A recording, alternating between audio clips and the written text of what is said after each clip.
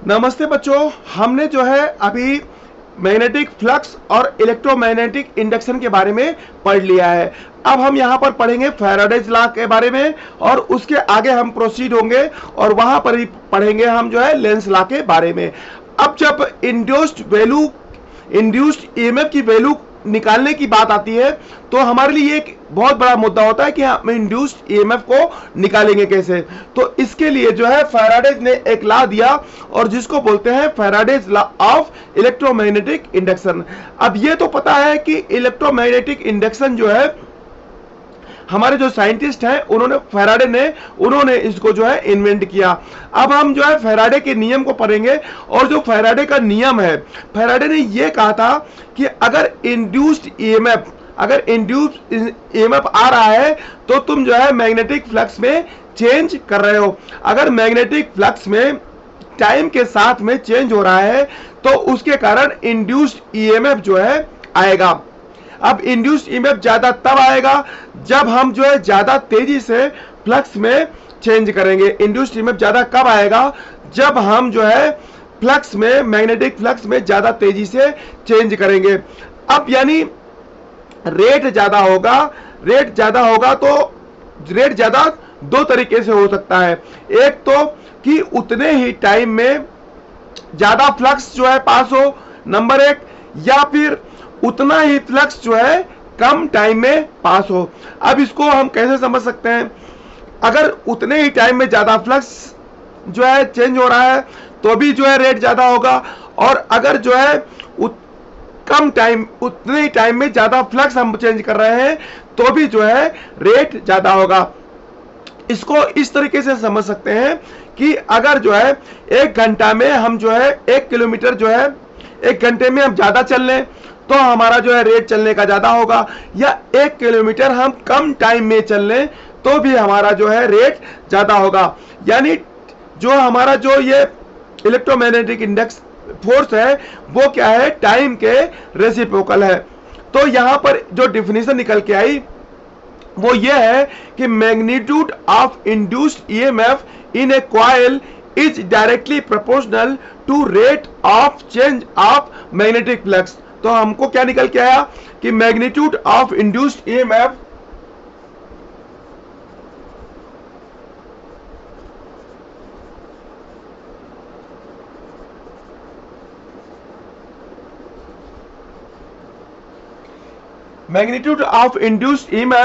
is in a coil is directly proportional to rate of change of magnetic flux। ये जो हमारा जो निकल के आया कि magnitude of induced EMF is directly proportional to rate of change of magnetic flux. तो जो ईएमएफ है, ईएमएफ जो इंड्यूस्ड ईएमएफ है,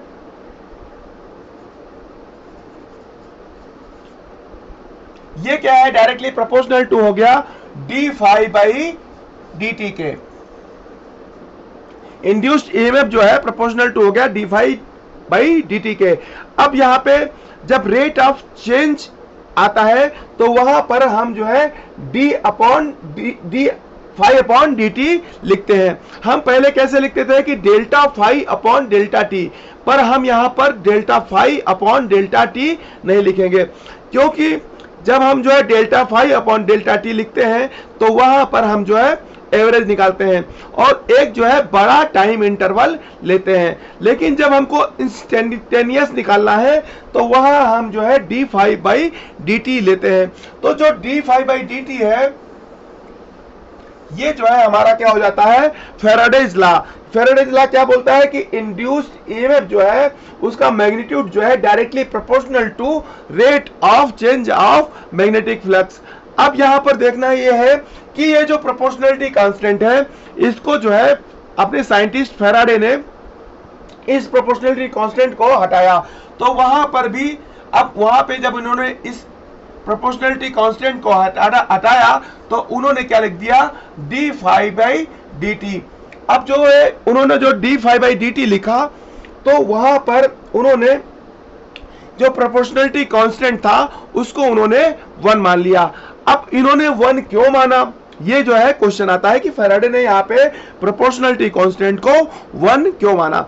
अब एक्चुअली क्या है कि फैराडे ने जो है ईएमएफ को इंट्रोड्यूस किया, तो फैराडे के पास ये प्रिविलेज था कि यहाँ पर प्रोपोर्शनलिटी कांस्टेंट को वो क्या मान सकते हैं। ये फैराडे के पास जो है प्रिविलेज था, क्योंकि उन्होंने ईएमएफ को इलेक्ट्रोमैग्नेटिक इंडक्शन को जो है उन्होंने इंट्रोड्यूस किया। तो ये जो प्रिविलेज था, ये प्रिविलेज जो है, जो अपने साइंटिस्ट न्यूटन थे, न्यूटन ने भी क्या दिया है definition, F is proportional to M A. तो उन्होंने क्या किया, उनको भी प्रिविलेज मिला और उन्होंने यहाँ पे जो प्रोपोर्शनलिटी कांस्टेंट था उसको हटा करके उन्होंने इसको जो है 1 रख दिया। तो ये जो प्रिविलेज था, इस प्रिविलेज के कारण ही उन्होंने प्रोपोर्शनलिटी कांस्टेंट को हटाया और वहां पर उन्होंने 1 मान लिया और इंड्यूस्ड ईएमएफ जो है इज इक्वल टू d∅dt हो गया। अब ये क्वेश्चन आता है कि F equal to m1 m2 अपॉन r स्क्वायर भी होता है। तो यहां पर जब प्रोपोर्शनलिटी कांस्टेंट हटाया तो यहां पर हमने g लिख दिया, न्यूटन ने इसको भी इन्वेंट किया, तो वहां पर इन्होंने क्या किया कि प्रोपोर्शनलिटी कांस्टेंट को g लिख दिया। तो हमारा क्वेश्चन ये भी हो सकता है कि यहां पर भी प्रोपोर्शनलिटी कांस्टेंट उन्होंने 1 क्यों नहीं लिया। तो एक्चुअली जब जो ये प्रिविलेज मिला, तो प्रिविलेज जो है न्यूटन को एक बार मिला और उस डिफिनीशन के बेसिस पे उन्होंने जो है जी को कैलकुलेट किया और यहाँ पर जो है जी की वैल्यू निकाली 6.67 इंटू 10⁻11। अब ये जो है, जो इन्होंने जी की वैल्यू निकाली, प्रिविलेज उनको एक बार मिला और वो प्रिविलेज के बाद उन्होंने जो है जी की वैल्यू निकाली। तो उसी तरीके से जो अपने साइंटिस्ट फैराडे थे उनको भी प्रिविलेज था और उस प्रिविलेज के बेसिस पे उन्होंने प्रोपोर्शनलिटी कांस्टेंट जो है उन्होंने 1 इंट्रोड्यूस किया, प्रोपोर्शनलिटी कांस्टेंट हटाया, इक्वल करके उन्होंने 1 लिख दिया और ये लिख दिया उन्होंने d∅dt। अब यहाँ पर एक साइन इंट्रोड्यूस हुआ, वो साइन जो है माइनस का साइन इंट्रोड्यूस हुआ। अब जो ये जो माइनस का साइन इंट्रोड्यूस हुआ, ये जो है फैराडे ने नहीं लगाया था। फैराडे ने सिंपल सा डिफिनेशन दिया था कि magnitude of induced EMF is proportional to rate of change of magnetic flux. ये उन्होंने डिफिनेशन दिया था और E equal to induced equal to proportional to d∅dt दे दिया था। अब उन्होंने ये नहीं कहा था कि बढ़ेगा या घटेगा, उन्होंने सिंपल सा कह दिया था कि rate of change of magnetic flux, ये बढ़ भी सकता है और ये घट भी सकता है। अब यहां पर भी, यहां पर जो ये माइनस साइन है, माइनस साइन जो है, ये जो माइनस साइन है ये अकॉर्डिंग टू लेंस लॉ के अकॉर्डिंग है। ये जो माइनस साइन है ये इंट्रोड्यूस किया साइंटिस्ट लेंस ने। जो लेंस थे उन्होंने इसको जो है इंट्रोड्यूस किया और इसको जो है, अब लेंस लॉ को हम यहां पर समझ लेते हैं। अब जो ये जो माइनस साइन है इसको समझने के लिए हमने जो है लेंस लॉ को अगर समझना है, तो अब जो है अगर आप थोड़ा सा भी मैथमेटिक्स को पसंद करते हैं, मैथमेटिक्स को अच्छी तरीके से समझना चाहते हैं, तो यहां पर ये जो डिफिनीशन है E induced equal to minus d∅dt, इसको माइनस साइन देखने से ही आपको ये जो है समझ में आ जाएगा। अब जो है यहाँ पर एक जो दिया हुआ है dt, जो dt दिया हुआ है, अब जो टाइम है, टाइम कभी निगेटिव हो ही नहीं सकता क्योंकि टाइम जो है हमेशा पॉजिटिव होता है। जो टाइम है, टाइम क्या है, यूनिडायरेक्शनल है, ये बढ़ते ही रहेगा। ये कभी भी, जैसे कि अभी 10 बज रहे हैं तो कभी भी 9:50 नहीं होगा, 10 से आगे का ही टाइम होगा। जैसे अभी 10 जो है PM है तो 10 PM के बाद वो 10:10 PM 10:30 PM टाइम जो है आगे की तरफ ही बढ़ेगा, टाइम जो है पीछे की तरफ नहीं आता है। तो टाइम क्या है, टाइम अपना यूनिडायरेक्शनल है। लेकिन जो फ्लक्स है, जो फ्लक्स d∅dt दिया हुआ है, ये बढ़ भी सकता है और ये घट भी सकता है। अब जो हमारे साइंटिस्ट थे फैराडे, उन्होंने जो है इसका जो डिफिनीशन दिया था वो डिफिनीशन ये था कि magnitude of induced EMF is directly proportional to rate of change of magnetic flux. जो फैराडे का लॉ कहता है वो क्या कहता है कि magnitude of induced EMF is directly proportional to rate of change of magnetic flux. उन्होंने ये नहीं कहा कि बढ़ेगा घटेगा, उन्होंने रेट ऑफ चेंज कहा। रेट ऑफ चेंज जैसे ही उन्होंने कहा तो मैग्नेटिक फ्लक्स बढ़ भी सकता है और मैग्नेटिक फ्लक्स घट भी सकता है। अब अगर ये जो है पॉजिटिव रहेगा, मैग्नेटिक फ्लक्स अगर बढ़ रहा है तो ये माइनस साइन के कारण ये जो वैल्यू है ये निगेटिव हो जाएगी, यानी फ्लक्स बढ़ रहा है तो ईएमएफ जो है बढ़ने का विरोध करेगा। अगर ये डी फाई जो है मैग्नेटिक फ्लक्स जो है घट रहा है तो ये जैसे ही माइनस साइन आएगा तो ये माइनस साइन मिलके इसको पॉजिटिव कर देगा और ये जो है घटने का भी विरोध करेगा।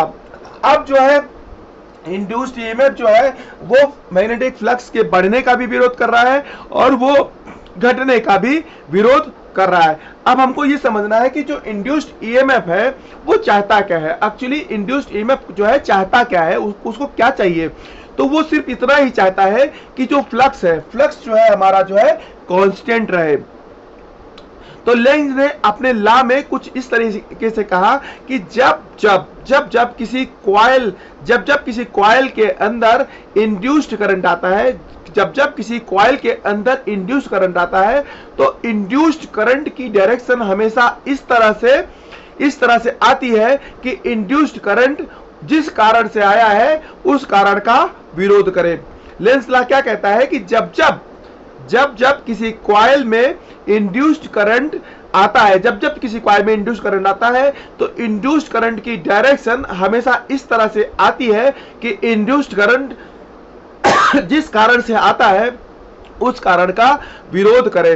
तो किस कारण से आता है? इंड्यूस्ड करंट जो है फ्लक्स के चेंज होने के कारण आता है। तो हम जो है अभी पहले लेंस लॉ को समझते हैं और उसके बाद इसके एप्लीकेशन को समझते हैं। तो जो लेंस लॉ है, लेंस लॉ क्या कहता है कि the direction of induced current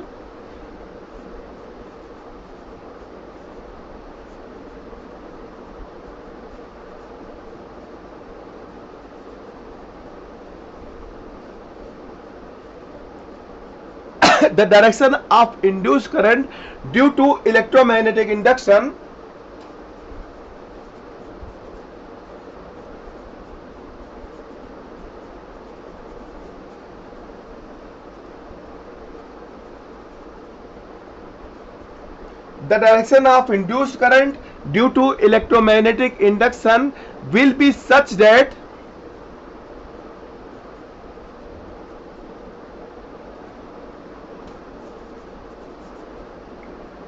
the direction of induced current due to electromagnetic induction will be such that induced current oppose the cause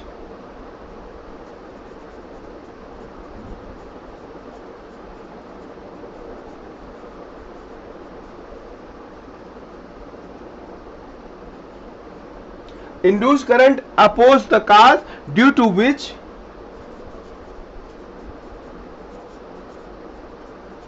it has been induced।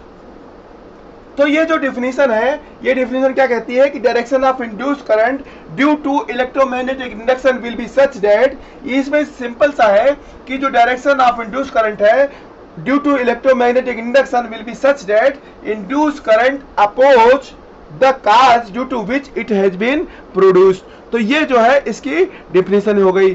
अब board के exam में ये definition आपको लिखना आता है। अगर आपको कॉन्सेप्ट अच्छी तरीके से समझ में आता है और आपको जो है अपनी लिखने की राइटिंग पे, अपने लैंग्वेज पे कमांड है, तो आपने सिर्फ कॉन्सेप्ट को समझ लिया कि ये क्या कहना चाहता है, तो आपको सिंपल सा समझना है कि the direction of induced current due to electromagnetic induction will be such that the induced current oppose the cause due to which it has been induced. ये जो है इसकी डिफिनीशन हो गई।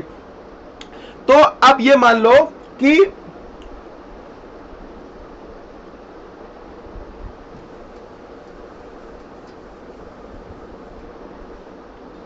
अब जो है मान लो ये एक कॉइल है, ये कॉइल है और कॉइल के पास में हमने जो है एक जो है मैग्नेट को, ये हमारा मैग्नेट है, ये नॉर्थ पोल है, ये जो है साउथ पोल है। अब जब मैग्नेट के पास में हम जो है कॉइल के पास में मैग्नेट को लेके आते हैं तो क्या होगा कि मैग्नेट के पास में नॉर्थ पोल को लेके आते हैं तो कॉइल में जो करंट जो है वो क्या है, अब ये नॉर्थ पोल को लेके आ रहे हैं, तो जो करंट है, करंट क्या होगा इसमें जो है, करंट की डायरेक्शन जो है एंटी क्लॉकवाइज हो जाएगी। अब इसका लॉजिक क्या होता है कि अगर जो है इस कॉन्सेप्ट को समझें कि जब भी हम जो है करंट को फ्लो कर रहे हैं, तो जब भी हम कॉइल के पास में मैग्नेट को जो है मूव कर रहे हैं, नॉर्थ पोल को कॉइल के पास में लेके आ रहे हैं, तो जो करंट की डायरेक्शन है वो जो है नॉर्थ डायरेक्शन मतलब एंटी क्लॉकवाइज हो जाती है। यानी इसमें क्या है कि हमको जो है मैग्नेट को कॉइल के पास लाने के लिए जो है हमको मेहनत करनी पड़ेगी। अगर जो है ये जो कॉइल है, कॉइल को हम जो है अगर हम जो है दूर ले जाते हैं, अगर जो कॉइल से हम इसको जो है दूर ले जाते हैं, तो ये क्या करेगा, ये जो है करंट जो है क्लॉकवाइज डायरेक्शन में जो है बहने लगेगी। तो इसमें क्या है, जब ये जो है अपोजिट हो जाएगा, ये नॉर्थ है ये साउथ बन जाएगा, जो है करंट क्लॉकवाइज जो है बहने लगेगा, तो ये जो है मैग्नेट के दूर जाने का भी विरोध करेगा। माने यानी आपको इस कंडीशन में भी जो है मेहनत करनी पड़ेगी। तो ये जो लेंस लॉ है, लेंस लॉ क्या है, according to conservation of energy पे जो है बेस्ड है। अब इसको कैसे बोल सकते हैं कि ये जो है कंजर्वेशन ऑफ एनर्जी पे बेस्ड है। अगर जो है ये मान लो कि एक जो है हमारा जो है ये कॉइल है, और कॉइल में हमने जो है यहाँ पे एक जो है एलईडी लगा दिया, और हम जो है एक मैग्नेट को, ये हमारा जो मैग्नेट है, मैग्नेट को हम जो है इसके पास में लेके आ रहे हैं। अब मैग्नेट को जो है हम कॉइल के पास में लेके आ रहे हैं, तो फ्लक्स में चेंज होगा। अब फ्लक्स में जब चेंज होगा तो करंट जो है एंटी क्लॉकवाइज बहे या फिर जो है क्लॉकवाइज बहे, उससे कोई फर्क नहीं पड़ता है, एलईडी तो अपना जो है जलने लगेगा। लेकिन जब जो है नॉर्थ पोल इसके पास लेके आ रहे हैं, तो ये भी जो है करंट भी इसमें जो है नॉर्थ पोल के डायरेक्शन में यानी जो है एंटी क्लॉकवाइज बहेगी। अब उसका लॉजिक क्या रहता है कि अगर ये जो है एंटी क्लॉकवाइज करंट ना बहे, ये जो है क्लॉकवाइज डायरेक्शन में करंट बहने लगे, तो ये जो है साउथ पोल की तरफ काम करेगा, और ये जो मैग्नेट है, मैग्नेट जो है, मैग्नेट को हमको कॉइल के पास में ले जाने के लिए वर्क नहीं करना पड़ेगा, क्योंकि मैग्नेट को हमने एक बार वहां पे रख दिया तो वो ऑलरेडी जो है अपने आप जो है कॉइल के पास चला जाएगा, और हमको जो है कोई काम नहीं करना पड़ेगा। तो जबकि ऐसा नेचर में होता ही नहीं है, हमको कोई भी जो है एनर्जी हमको लेनी है तो हमको उसके लिए जो है वर्क करना पड़ेगा। अगर हम वर्क करेंगे तो ही हमको जो है एनर्जी मिलेगी। अगर हमने कोई मैकेनिकल वर्क किया है तो वो इलेक्ट्रिकल एनर्जी में कन्वर्ट हो सकती है, पर कोई न कोई वर्क करना पड़ता है, वही वर्क जो है ट्रांसफॉर्म होके हमको जो है एक दूसरे फॉर्म में मिलती है। अगर ये जो है नॉर्थ पोल है और ये भी जो है साउथ पोल हो जाए, तो इजीली जो है इसकी तरफ अट्रैक्ट हो जाएगा, और जो है कोई वर्क हमको नहीं करना पड़ेगा। तो जो लेंस लॉ है, लेंस लॉ किस बेसिस पे काम करता है, लेंस लॉ जो है इसी बेसिस पे काम करता है कि कंजर्वेशन ऑफ एनर्जी के बेसिस पे काम करता है। जैसे कि हम जो है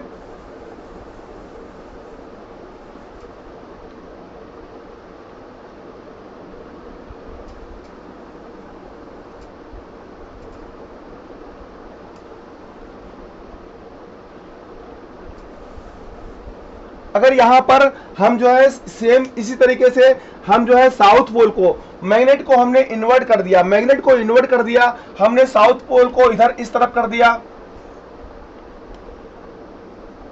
और जो है नॉर्थ पोल को इधर कर दिया। तो इस कंडीशन में क्या होगा, ये जो है जब इसको पास मिलाएंगे तो ये भी जो है साउथ पोल की तरह जो है काम करेगा, और करंट जो है क्लॉकवाइज डायरेक्शन में बहने लगेगी। जब इसको जो है हम दूर लेके जाएंगे, जब हम दूर लेके जाएंगे तो ये जो है पोल जो है ये नॉर्थ की तरफ काम करने लगेगा, और ये जो है मैग्नेट के दूर जाने का जो है विरोध करेगा। तो इस तरीके से हम देखते हैं कि हम जो है मैग्नेट को पास में लेके आते हैं तो भी हमको वर्क करना पड़ता है, और मैग्नेट को जब हम दूर कॉइल से लेके जाते हैं तो भी हमको जो है वर्क करना पड़ता है। अब जो है इस तरीके से क्वेश्चन पूछा जाता है एग्जाम में कि मान लो phi इक्वल टू 5t², ये आपको मैग्नेटिक फ्लक्स दे दिया गया। अब जो है मैग्नेटिक फ्लक्स दे दिया गया तो आपको इसमें जो है इंड्यूस्ड ईएमएफ पूछा जाएगा। आपको इंड्यूस्ड ईएमएफ निकालना है, तो इंड्यूस्ड ईएमएफ क्या होता है, d∅dt। तो आपको पहले इसका जो है डिफरेंशिएशन करना पड़ेगा, तो ये क्या हो जाएगा 5t। अब अगर जो है t इक्वल टू 2 सेकेंड पे आपको अगर ये जो पूछा जा रहा है कि t इक्वल टू 2 सेकेंड पे जो है इंड्यूस्ड ईएमएफ क्या होगा, तो आप जो है d∅dt की वैल्यू निकालेंगे। तो ये क्या हो जाएगा 10 इंटू 2 यानी 10 इंटू 2 20 वेबर पर सेकेंड हो जाएगा। तो ये जो है ये यहां पर आपको ये देखना है कि यहां पर माइनस साइन आपको इंट्रोड्यूस करना पड़ेगा, क्योंकि जो मैग्नेटिक इंड्यूस्ड ईएमएफ रहता है वहां पर हमारा जो है माइनस साइन जो है लगता है। तो आपको जो है क्वेश्चन जो दिए जाएंगे वहां पर जो है 20 भी दिया जाएगा और जो है -20 भी दिया जाएगा, और वहां पर जो है इसकी वैल्यू जो है कुछ ऐसी भी दी जाएगी कि आप जो है कंफ्यूज हो जाएं। तो आपको ये सिंपल सा क्वेश्चन है, इसको आपके इसके लॉजिक को समझना है कि आपको फाई दिया हुआ है तो उसको डिफरेंशिएशन करना है। डिफरेंशिएशन करने के बाद चूंकि माइनस d∅dt होता है तो माइनस का साइन इंट्रोड्यूस करना है, और माइनस का साइन इंट्रोड्यूस करने के बाद जो वैल्यू आएगी वो जो है इसका आंसर होगा। अब एक चीज और कॉन्सेप्ट को हम समझ लेते हैं, और उस कॉन्सेप्ट में ये पूछा जाता है कि मान लो एक जो कॉइल है,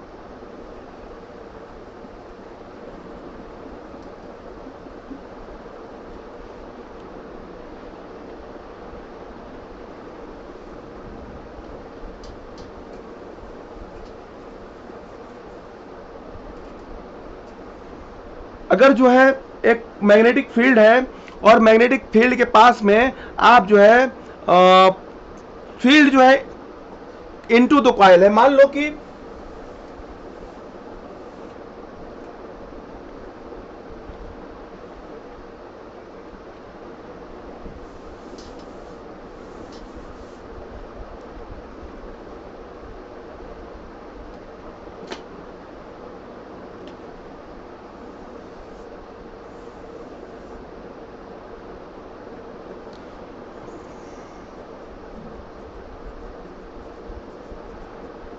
अब ये जो फील्ड है वो जो है इनटू द कॉइल है और जो है इंक्रीजिंग है, तो यहां पर भी क्या होगा, जो इंड्यूस्ड जो करंट रहेगा वो क्या है एंटी क्लॉकवाइज बहेगा, क्योंकि जब जो है करंट जब इंड्यूस्ड जो कॉइल है इसके अंदर जो है कॉइल जो है इनटू द कॉइल है, और करंट जो मैग्नेटिक फील्ड है वो जो है फ्लक्स जो magnetic field into the coil है और इंक्रीजिंग है, तो वहां पर जो है इंड्यूस्ड करंट एंटी क्लॉकवाइज होगा।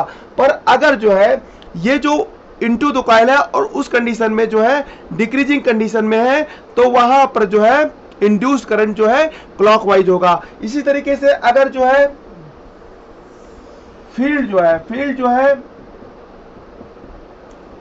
जो है आउट ऑफ द कॉइल है, तो उस कंडीशन में क्या होगा कि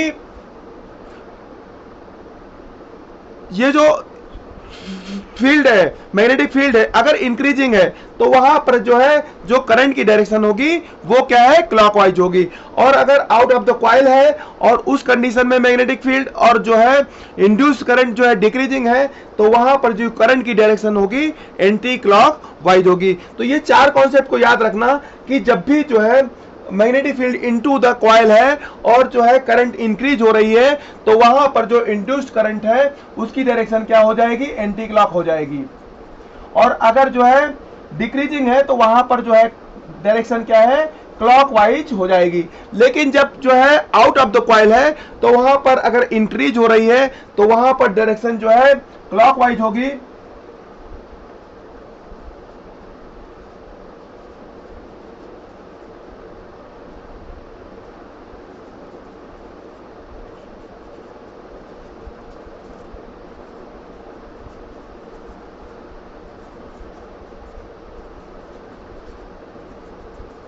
तो ये कॉन्सेप्ट आपको अच्छी तरीके से समझना है कि अगर जो है इनटू द कॉइल जो है मैग्नेटिक फील्ड है तो वहां पर भी अगर इंक्रीज हो रही है करंट तो करंट की डायरेक्शन एंटी क्लॉकवाइज होगी, अगर जो है करंट जो है कि डिक्रीज हो रही है तो करंट की डायरेक्शन क्लॉकवाइज होगी। और अगर जो है आउट ऑफ द कॉइल जो है मैग्नेटिक फील्ड है और वहां पर जो है करंट इंक्रीज हो रही है तो करंट की डायरेक्शन क्लॉकवाइज होगी, और अगर डिक्रीज हो रही है तो वहां पर जो है करंट की डायरेक्शन जो है एंटी क्लॉकवाइज होगी।